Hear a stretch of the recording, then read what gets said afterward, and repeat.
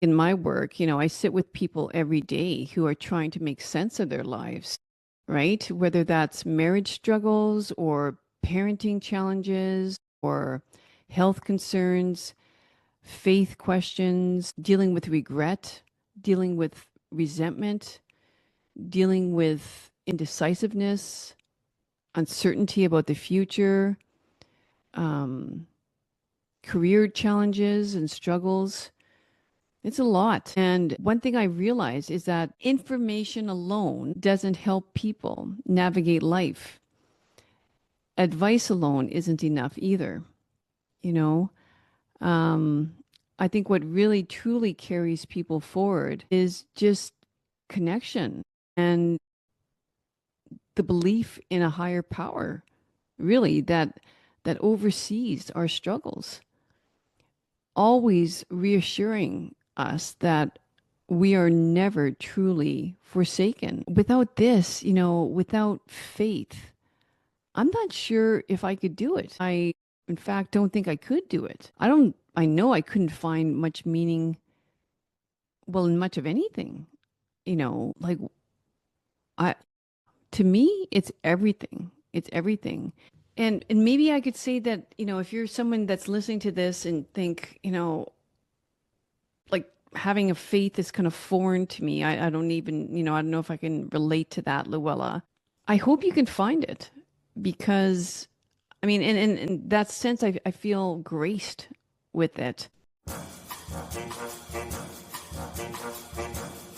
Dishonesty, disrespectful, discrimination, detached, dismissive.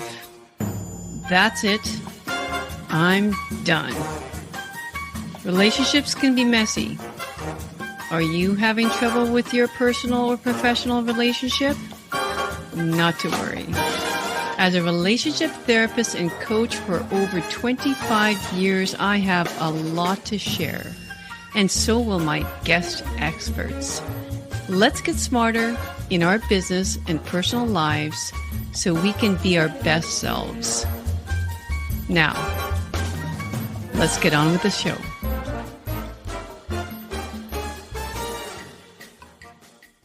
Hello, welcome to the Luella Young Show. Happy New Year. As I record this, it is December 30th, and I wanted to do a special episode to wish you a very happy New Year. And also, one can't help but to reflect a little bit at the end of the year, right? Good and bad, successes, failures, etc. And I wanted to share a little bit about that with you on a personal note and what that's all looking like for me, what it means for the episode in the coming year. I think is also very important. I will continue to have, ad-free episodes. And I mean, if you're someone that does listen to a lot of different podcasts, I hope you see the value in that because I certainly do. I am an avid listener of podcasts, and I really appreciate episodes that are ad free. With that comes a lot of cost to me, obviously. And I'm willing to suck that up until I'm not willing to do it anymore, I suppose. But right now, it's it's doable for me. It's doable. So I don't even know what year I am, actually. I know I've gone through a lot of different names, right? It started with I Think I Can. And if I were to guess, I'm probably around year 4. But it started with I Think I Can, and then it went briefly to the name Mixing Business with Pleasure. And I say briefly, I don't know, it just didn't I think I chose the name because it appeared very clear to me that a lot of business is like marriage in many ways. So I like the idea of that name, but I think it confined me a little bit too much. And that's something I'm going to speak about today, how I'm really kind of opening the podcast topics in the coming year because I mean, I don't know about you, but you can only listen so much about, let's say, marriage or relationships or something like that. So I know that, these specific podcasts that really zone in on one topic can be very beneficial, but I also wonder how these hosts can do it all the time. I can't talk about relationships or marriage all the time. I can't, even talk. I mean, sometimes I listen to very specific health podcasts, lifestyle health podcasts. I'm thinking, how much more can they talk about insulin resistance or, type 2 diabetes or blood sugar or microbiome? Or it's just like, oh my gosh, like, how does the host do this over and over and over again and not get really tired of talking about the same thing? Because I think science is limited in many different ways. There's only so much research done on one topic that you can talk about. And unless some new amazing study, just gets published, then you're sort of dealt with whatever is out there right now in the literature.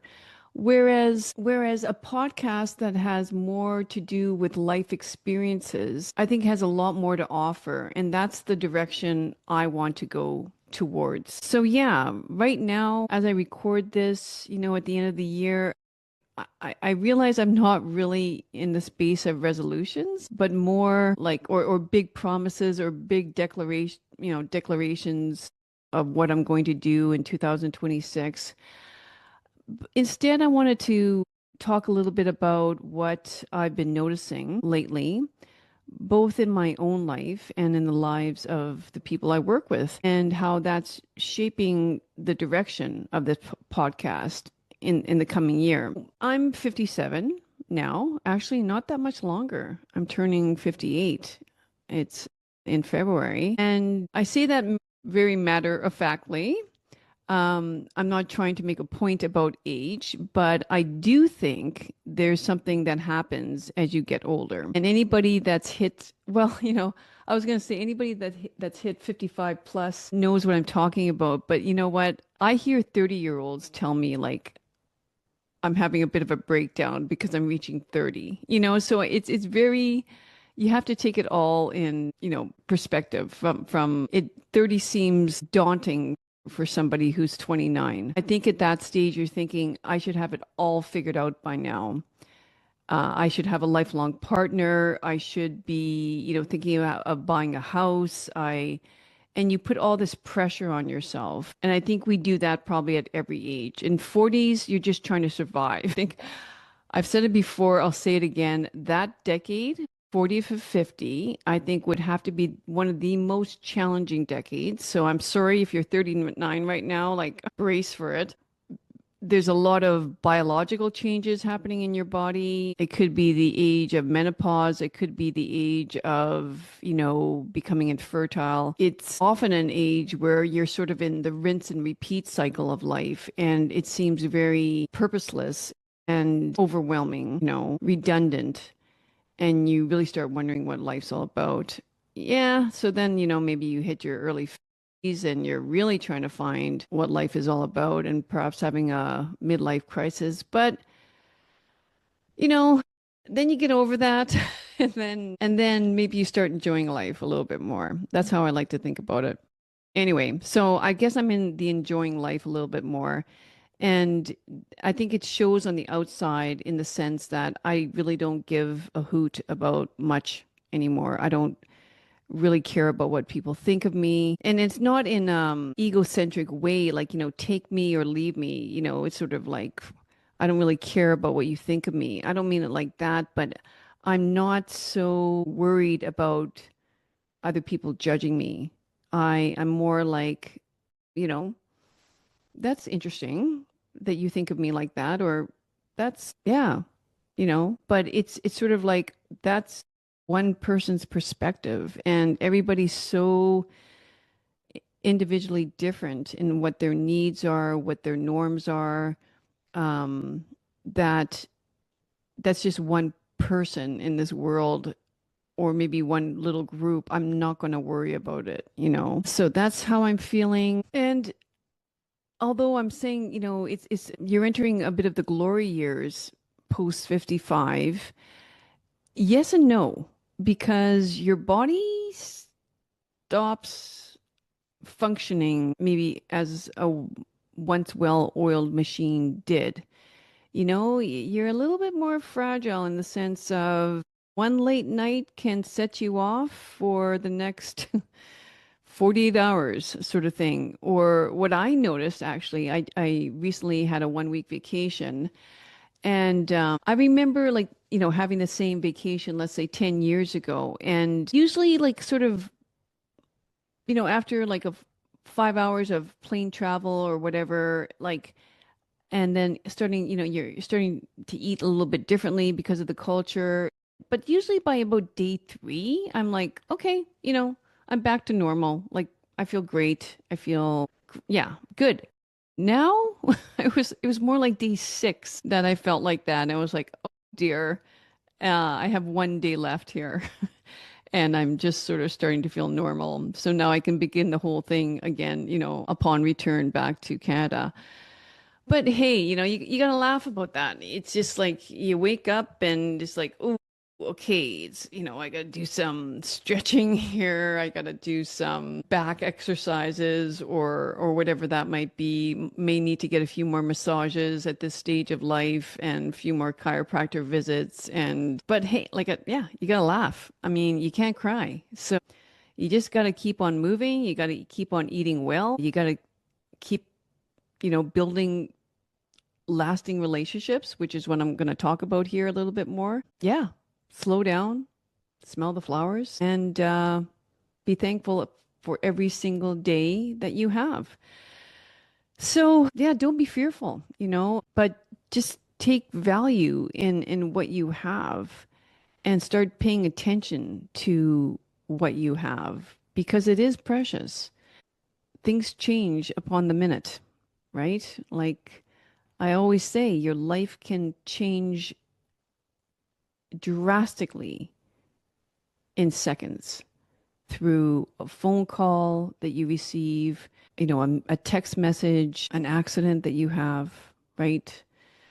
So it's very, very precious. Now, yeah, something else, a few weeks ago, I heard that, one of my university friends is now a grandparent. And that kind of shocked me a little bit. Like, that's one of the first ones in our groups, I think. No, I'm probably wrong, but it's the first time like I really realized like, wow, this is probably not that far away from me that I'm going to be a grandparent, perhaps in the next 5, 7 years or so, maybe earlier, maybe later. I don't know, but it's wow, it's not that far away and it's scary and exciting at the same time. I also like, as I get older, and I think this is a beautiful thing, is I care much less about material things than I used to. I still appreciate beauty. Believe me, I like having nice things surrounding me, but I don't know. I mean, it's also maybe being able to look outside the window and seeing beautiful scenery is enough for me. It doesn't have to be a specific type of decor or, that, have to do renovation after renovation. Like my husband and I were talking just lately about it. It's sort of we're at the stage now where we have adult children that are probably going to be leaving the house, in the next 2 to 3 years. For sure, one of the three will be leaving, if not two of the three for sure. And it makes you think, well, do I stay here? Is a two-story house? Is that something we should be doing as we are aging, staying in a two-story house? There's arguments for it, there's arguments against it. My husband's talking about mobility, and I'm thinking, well, maybe having stairs in a house is good for our mobility. Maybe it allows us to work those muscles, right? But I see his point as well. And yeah, like the space, do we need the space? And so you're not going to do I guess what I'm getting at is you're not going to think about doing some big renovation in this house right now because you don't even know if you're actually staying here or not. So yeah, it's weird. It's weird. You start thinking about things very differently. But, those are all kind of things that are you talk about them, but they're not really important. What's I'm realizing is most important is as I said earlier, is lasting relationships, the kind that stay steady when life changes. when your life around you changes. To know that that friend is still there, your partner's still there, your spouse, it's all very, very meaningful. And I'm also, and maybe it's because it's Christmas season that I've become very aware of the elderly in my life, and many of them are widowed. And they have loving children. I mean, I'm thinking about my own mom and I'm thinking about my husband's mom, both widowed. It's not that neither of us come from loving close families. We all do. In that sense, they're not abandoned, but there's a loneliness that comes when you lose a life partner. Let's face it. It's somebody who's there to share your everyday rhythm with, of your life. Tiny, small conversations of, how was your sleep last night? Someone asking you, how was your sleep? Or how's that back? How's, can you believe that the weather is doing X, Y, Z? It's just those little things. It's not like the conversation on the phone, let's say that my mom might have with three different of her, on any given day. I'm sure my mom would have four or five different conversations with one of her children. We come from a big family, so it's not unheard of. She for sure has one or two a day. But it's that's a small bit of her day, right? When you think of it. Um, if you're living alone and you maybe don't drive as much as you used to, my mom still has her license. My mother-in-law still has her license, but depending on the weather, depending on where she might need to go into the city and doesn't feel very comfortable driving in a certain area anymore. I mean, it's you are limited, and it's really just sometimes the presence of another person in the home, right? It's that quiet companionship that you're missing. That type of loss that I'm talking about, it doesn't get filled up with activity or busyness. Whether you're super busy in your home or not, let's say you decide to, even my mom cook a meal or prepare this or do that or, in the house, it's sort of like you're still doing it alone. There's no one else in the house doing it with you. That is what I'm talking about. To actually have another physical person in the room with you. That would be hard to get used to. I can't help but to be reminded when I talk like this how like I mean, I think North Americans are one of the few cultural groups that don't normally take an aging parent into their home. It's very common in Europe. It's common, in South America as well. So yeah, I don't know how that ever became normal in North America, but it's not something that's I think is something we should be proud of. There's something inherently wrong with that, I would say. Anyway, that's not what this podcast is all about. Maybe it's another episode. Maybe I can get a guest on who has studied this a little bit more. Why in North America did this ever come about? But anyway, I digress. Yeah. So, yeah, I guess maybe, I'm just speaking about in a very broad sense of what it's like to become vulnerable and seeing that up close as I am and in my therapy office, it really starts to change you. It certainly changes how you think about marriage and commitment and the way we invest in one another over time. Like in my work, I sit with people every day who are trying to make sense of their lives, right? Whether that's marriage struggles or parenting challenges or health concerns, faith questions, dealing with regret, dealing with resentment, dealing with indecisiveness, uncertainty about the future, um, career challenges and struggles. It's a lot. And one thing I realize is that information alone doesn't help people navigate life. Advice alone isn't enough either. You know, um, I think what really truly carries people forward is just connection and the belief in a higher power. really, that oversees our struggles, always reassuring us that we are never truly forsaken. Without this, without faith, I'm not sure if I could do it. I, in fact, don't think I could do it. I know I couldn't find much meaning, well, in much of anything, like I, to me, it's everything. It's everything.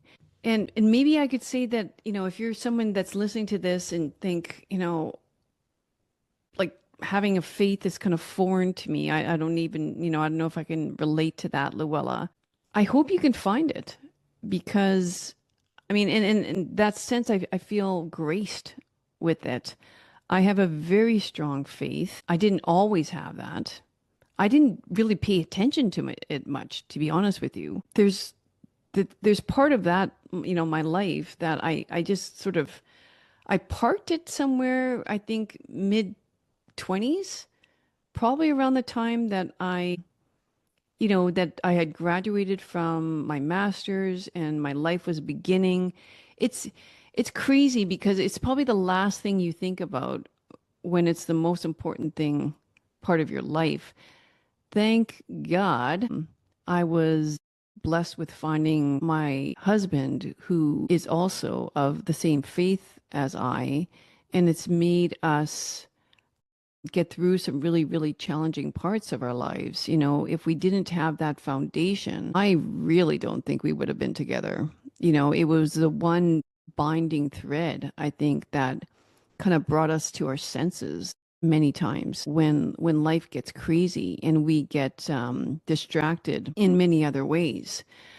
That could be through your career. That could be through, yeah, any distractions of pleasure, any distractions that would bring you towards, like me.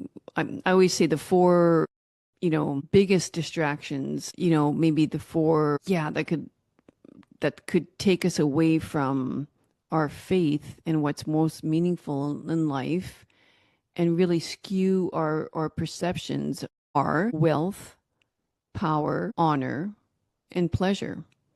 Those four, I guess you could call them evils. I mean, well, people are going to argue that, money is not evil. And using it in the right way, it certainly is not. It's wonderful. I mean, it can be used in so many powerful, beautiful, wonderful ways. And it's what makes the world go round, right? It's a means of exchange. And we need that.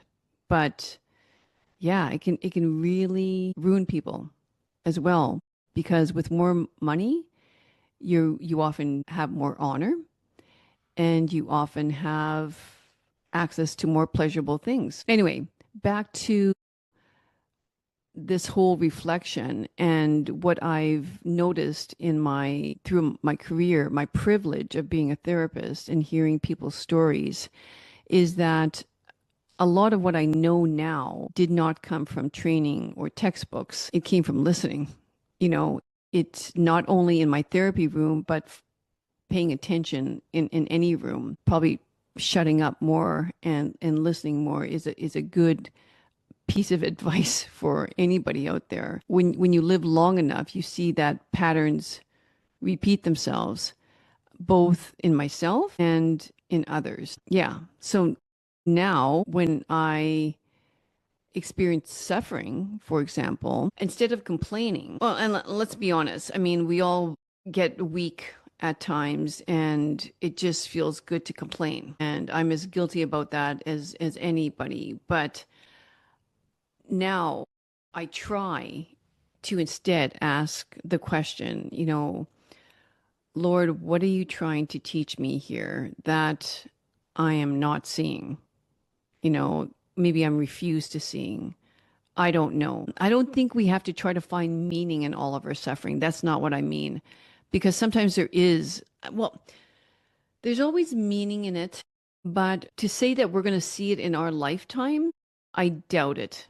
I doubt it. For example, right now I'm dealing with like really, and this is not uncommon, and I don't think it has anything to do with my age, but just right in this moment, right now, on this day, in the last several days, like really super. sore lower back pain that's different from, maybe let's say that I would have had in my running days. And I think all runners can relate to that, tight quads or tight hip flexors will cause that lower back pain. It's not that though. It's something more related to nerves. And I think that's also something, as we age, it's like all those little things. And I don't find a need to mention it every day. I certainly, I don't even pray about it. I accept it, but I wish it wasn't there, and I don't know what's the meaning behind that. And so that's what I mean. Like I don't sit there in deep contemplation and trying to feel like, okay, what are you trying to teach me, Lord, with this lower back pain? Well, maybe he is trying to teach me something. Maybe he's telling me to slow down. Maybe he's telling me to rest more. I don't know. But someday maybe I'll know. Someday I might not. But I think the thing to do instead is just sort of offer it up, for redemption of other people's suffering. Unite my suffering with his suffering and allow it to do good work. That's the only thing you can do. And just move on with your day. Because like it's I guess what I'm saying is because I'm suffering and because people, including me, including everyone, every single person has their suffering. It doesn't mean he doesn't, for some reason, he decided not to love me anymore. I'm being punished or something like that, or I'm being forsaken. It's not that at all. Um, I don't know. It's humbling, and I think we should all be reminded of the need to be humble and the need to be thankful, to show our gratitude every single day. But yeah, I just know the best thing I can do is just surrender it. Knowing that it's his will and knowing that he always has my back. It's not some sort of punishment. So yeah, faith, let me just sort of round this off a little bit about faith. I find it very important to talk about this because it is a significant part of my life. And I always, I want to discuss this in a bit of a grounded manner. And like my faith has really deepened in the last year, not because life has become easier, but actually more because I'm learning to trust more and control less. And that's a huge insight for me and really like an achievement, you could say, because otherwise I was so wound up, just feeling like I needed to control everything in life. And unless I had my finger on the pulse of it, everything would fall apart, sort of thing. Always trying to prevent something from happening and I'm not saying, it's giving me permission to not give you know, a care in the world about anything and que sera, sera, and whatever shall be, shall be. Um, I mean, no, you still have to put an effort in things and you still have to be observant and aware of what's going on in your surroundings and, make moves and navigate through all that. But it's just sort of like, I think thinking that I have control of things is just a joke. I don't. So realizing that has really helped me. Just surrendering to that. It's very relaxing, very relaxing. So yeah, I'm less focused on outcomes and I'm more settled in the idea that I don't need to carry everything on my own. So that's very freeing. It's and freedom doesn't mean easy.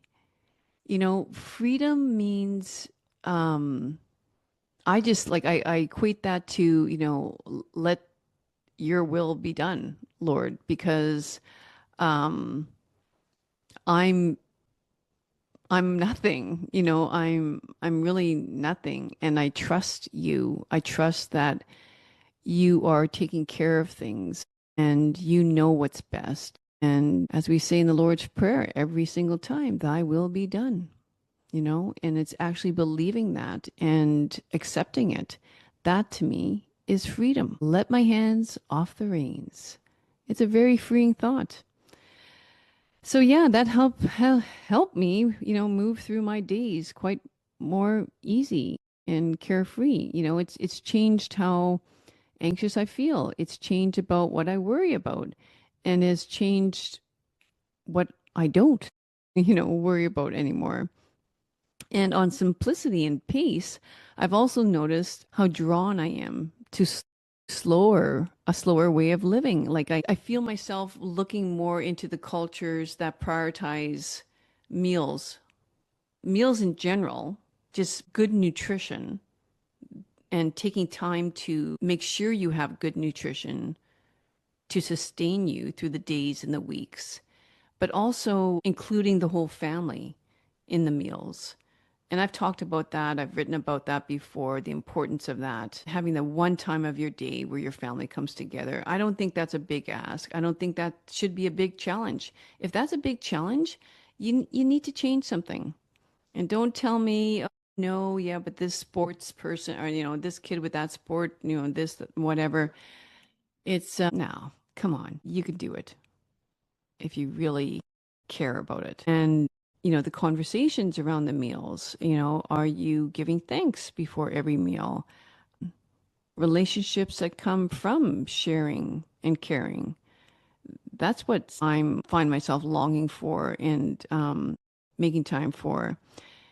Uh, and it's not because all of that's going to bring me perfection or a perfect life, but it's just about humanity and being a human. That's what we're here for. But at the same time, I'm also learning to notice what's already here. I'm not longing for something different or extraordinary in my life. I'm trying to notice what's here in front of me. And, as I record this, I don't know what the temperature is. Don't have it in front of me here, but it's a chilly Sunday morning and I'm guessing it's about minus 23 Celsius. I don't know where you're listening to this, but you might think, okay, you're insane. You are insane for living in that area of the world. No, there's no wind right now and it's sunny. The snow is glistening and all is bright. Yeah, I don't know.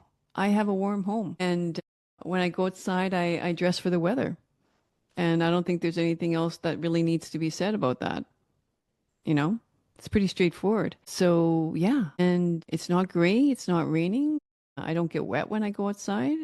I mentioned like the 40s, that decade being really hard in life. Don't wish it by because, and I know you've heard this before, but you will look back and think about those ordinary days. And even though it feels very repetitive now, I think there's a beauty in life when you slow down enough to see it.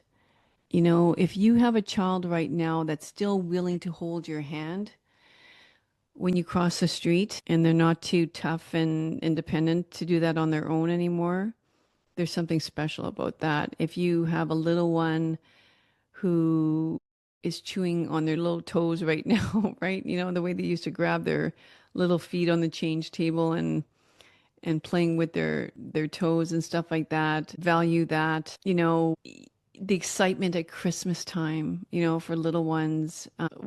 I don't know. It's just like there's just so many beautiful things in the ordinary that you tend to take granted for, at the time that they'll grow up and they won't be doing that anymore. And yeah. So so just to round things up, getting back to the podcast, as I move into the new year, I want to be clear about where this is going. I don't want to limit the conversations here to be on one topic. Marriage will always matter to me. Health will always matter to me. Faith will always matter to me. But life is bigger than any one of those categories, right? So I want this podcast to feel more like sitting down for coffee. It's like, okay, my episode airs on Tuesday mornings, and you're going to be like, oh, let's go have a coffee with Luella and see what's on her mind. Let's see what she's going to talk about today, and lived in my shared experience. That's what I would love you to see this as. Just as in my writing, all my blogs, I've been told my writing is very reflective, very much like, having a glimpse into my journal. And I've always written that way. And I think it's because, I shared this with a client not long ago that I always love writing letters. I remember around Christmas time, actually, it's like one of my favorite times of the year. I couldn't wait for exams to be over. So you got to realize I'm in university now. And so I'm like 21 to 24, somewhere around there. Or I should be saying, somewhere in the age of 19 to 23 and beyond. I remember being like this, like even in my master's where I would, because this was all before phones, guys, if you can believe it.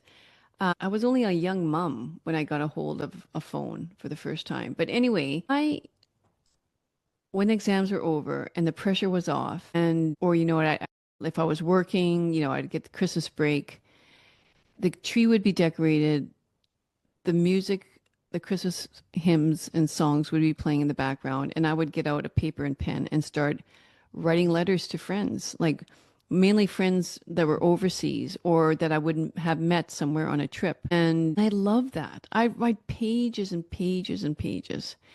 And I think that's why my writing to this day is very reflective. I really enjoyed writing letters. So that's what this episode is all about, right? A lot of reflection, and a lot of my blog posts will be like that, or like that, I should say. So if you like that, then you'll enjoy reading those as well. But quite a few of the times I am going to hopefully bring on a guest. It's not just about me, talking out loud. I think I want to bring on more guests, more eclectic array of guests. Again, nobody that's trying to impress anyone. It's, yeah, it's just going to be talking to somebody honestly about life. And I really want to speak to people from different countries. I'm going to put a priority on that. Different stages of life and different ways of living. So that could be priests, could be artists, chefs, researchers, scientists, clinicians, parents, just people who are willing to talk about what they've learned. Not so many experts handing out advice, right? But people who have lived and paid attention and want to share some of their reflections.